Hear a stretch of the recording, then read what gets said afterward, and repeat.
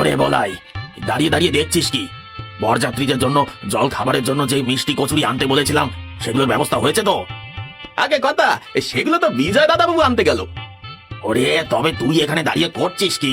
উফ, এই বেলা বয়ে যায়, এখনো যে মেলা কাজ পড়ে রয়েছে, এই কোন দিকটা যে দেখবো।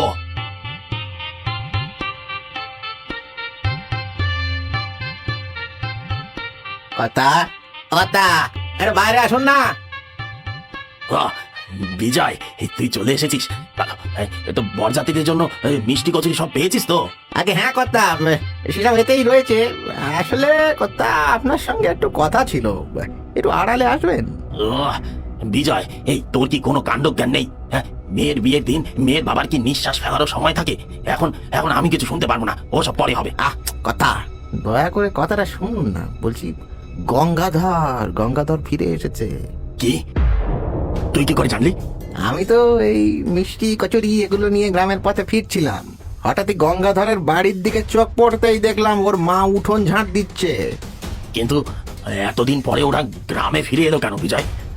আমার যে হাত পা সব কাঁপছে রে। আমি তো এই দৃশ্য দেখে এত ঘাবড়ে গেলাম যে সোজা আপনার কাছে ছুটে চলে এলাম। ওই হতচ্ছাড়া গ্রামে ছিল না, গ্রামের লোক কত শান্তিতে ছিল।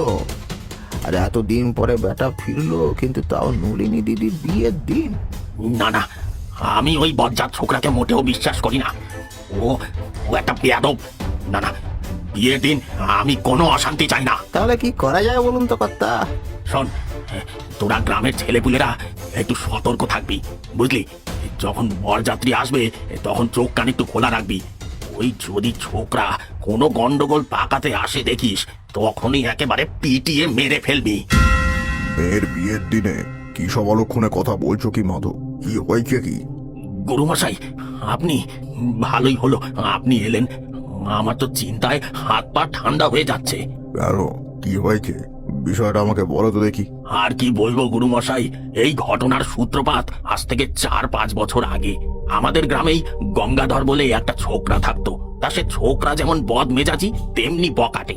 দিন রাত কেবল গ্রামের লোকের সাথে ঝগড়া ঝামেলা করে, আর রাতে বেপাড়ার মাঠে ছেলেপুলেদের সাথে আড্ডা দেয়। কাজকর্ম গঙ্গাধরের একদম অকর্মণ্য। এইরকম ছেলের মনে ধরলো আমার মেয়ে নলিনীকে।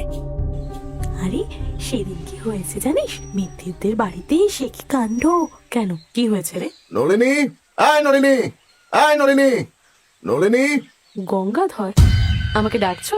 হ্যাঁ নলিনী, অনেকদিন ধরে তোমাকে বলার জন্য খুঁজছিলাম, কিন্তু সুযোগ পাইনি। আমাকে খুঁজছিলে? কিন্তু কেন? এই, তুই এখানে দাঁড়িয়ে দাঁড়িয়ে কি দেখছিস কি? হ্যাঁ, পালা এখান থেকে। না না না, ও কেন যাবে? তোমার যা বলার তুমি বলো না। শিলা আমার প্রিয় বান্ধবী, ওর সামনে বলতেই পারো। আরে কি যে বলো নলিনী, প্রেম ভালোবাসা এসব মনের কথা কারোর সামনে হয় নাকি? কি আশ্চর্য! প্রেম ভালোবাসা মানে? তুমি কি বলছো কি গঙ্গাধর? আমি যে কিছু বুঝতে পারছি না। আরে তুমি কি বোঝো না নাকি নলিনী, আমি তোমাকে কত ভালোবাসি। আমি তোমাকে বিয়ে করতে চাই, আমার সঙ্গে ঘর বাঁধবে নলিনী? এ কি তুমি এসব কি বলছো কি গঙ্গাধর? তোমার তোমার কোথাও ভুল হচ্ছে। আমি তোমাকে ভালোবাসি না গঙ্গাধর, আমার মনে কখনো এসব আসেনি। এতদিন আসেনি তো কি হয়েছে, এখন তো ভাবতেই পারো। সত্যি বলছি, আমি তোমায় খুব সুখী রাখবো নলিনী, আমরা বিয়ে করে। গঙ্গাধর, তুমি ভুল ভাবছো। তুমি ভালো, কিন্তু আমার মনে তোমার জন্য কোনো অনুভূতি নেই, আর না কখনো আসবে। কি বললে, কি বললে? তুমি আমাকে ভালোবাসবে না? আমি তোমাকে পাগলের মতন ভালোবাসি নলিনী, তোমার জন্য আমি সবকিছু করতে পারি। সত্যি বলছি, বিশ্বাস করো। গঙ্গাধর, এ কি করছো তুমি? তোমার মাথা ফেটে যাবে, এমন করো না। মাথা ফেটে যাক, এই জীবন রেখে আর কি হবে নলিনী, যে জীবনে তুমি নেই? না না না না, এই জীবন আমি চাই না। ওরে শিলা, তুই দাঁড়িয়ে দেখছিস কি? ও যে মাথা ফাটিয়ে ফেলবে। ধুর, ও তো একটা খ্যাপা ছেলে নলিনী, ওর মাথা ঠিক আছে নাকি? চল তো আমরা কেটে পড়ি। কি বলছিস কি শিলা? একটা ছেলে মাথা ঠুকছে আর গঙ্গাধর! গঙ্গাধর, শান্ত হও, শান্ত হও বলছি।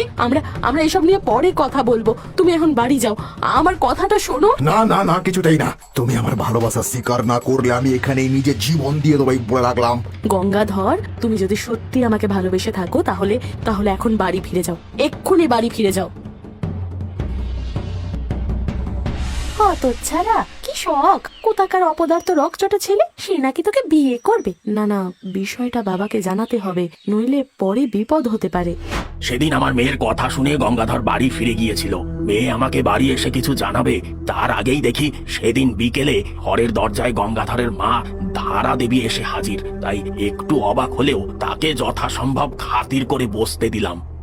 না রীতা, বসতে আসিনি, একটু দরকারি কথা বলতে এসেছিলাম আর কি। মাধব বাবু বাড়িতে আছেন? হ্যাঁ হ্যাঁ, ঘরেই আছেন। হ্যাঁ গো, শুনছো? একটু এসো তো। কি হয়েছে কি? হাক ডাক করছো কেন গিন্নি? এই দিদি তোমার খোঁজ করছিলেন। দিদি, আপনারা কথা বলুন, আমি বরং আপনার জন্য চা করে আনি। না না রীতা, তুমিও এখানে থাকো, আমি চা খাবো না। মাধব বাবু, আসলে আমি এসেছিলাম, মানে কি হয়েছে দিদি? আপনি এত ইতস্তত না করে নির্দ্বিধায় বলুন না। আসলে আমি আমার ছেলে গঙ্গাধরের জন্য আপনার মেয়ে নলিনীর সম্বন্ধ নিয়ে এসেছিলাম। গঙ্গাধরের নলিনীকে খুবই পছন্দ, তাই আমি ভাবছিলাম। দিদি, আসলে বিয়ে শাদীর বিষয় তো সাধারণ বিষয় নয় না। ভালো করে ভাবনা চিন্তা না করে কি করে বলি বলুন? তাছাড়া আমাদের মেয়েরও তো একটা মতামত রয়েছে, বুঝতেই তো পারছেন, এখন তো দিনকাল আলাদা। আর আমি এই বিয়েতে কখনোই রাজি হব না মা। নলিনী, বড়দের কথার মাঝে তুই আবার বেরিয়ে এলি কেন মা? আমি তো কথা বলছিলাম। তোমরা আমাকে ক্ষমা করো বাবা, কিন্তু আমি আমার মতামত না জানিয়ে পারলাম না। গঙ্গাধর যে তোকে বড় ভালোবাসে মা, আমি জানি সে ভালো কাজ করে না, ছেলেটা বদ মেজাজি খ্যাপা, কিন্তু ওর ভালোবাসাটা যে খাঁটি। হ্যাঁ কাকি, গঙ্গাধর কি কাজ করে সেটা আমার না করার কারণ নয়, কারণটা হলো ওর স্বভাব, অত রকচটা, অত খামখেয়ালি, আর আজকেও যা করলো। আজকে যা করলো মানে কি করেছে? কি করেছে সে আজকে? আজকে সে আমাকে তার মনের কথা জানাতে এসেছিল, কিন্তু আমি তাকে না করে দিতেই সে সামনের একটা গাছে এমন ভাবে মাথা ঠুকতে থাকলো যে তক্ষুনি ওর মাথাটা ফেটে যেত। কত কষ্টে যে আমি ওকে বাড়ি পাঠিয়েছি আমি জানি। কি কি বলছিস তুই? দোহাই বাবা, আমাকে তুমি গলায় কলসি বেঁধে নদীতে ভাসিয়ে দাও, কিন্তু ওই ছেলের সাথে আমি কিছুতেই বিয়ে করব না।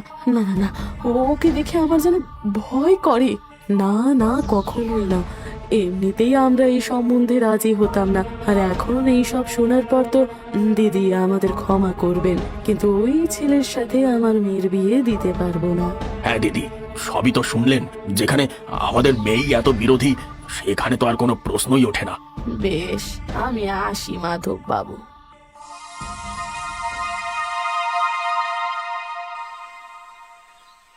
কি হলো মা, কি হলো?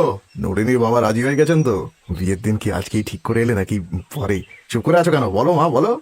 গঙ্গা, ওরা বিয়ের কথা তো দূর, এই সম্বন্ধ নিয়ে ভাবতেও রাজি নয়। তুই ওই মেয়েকে ভুলে যা বাছা। কি বললে? কি বললে ওরা? না করে দিয়েছে? কিন্তু কেন? কেন?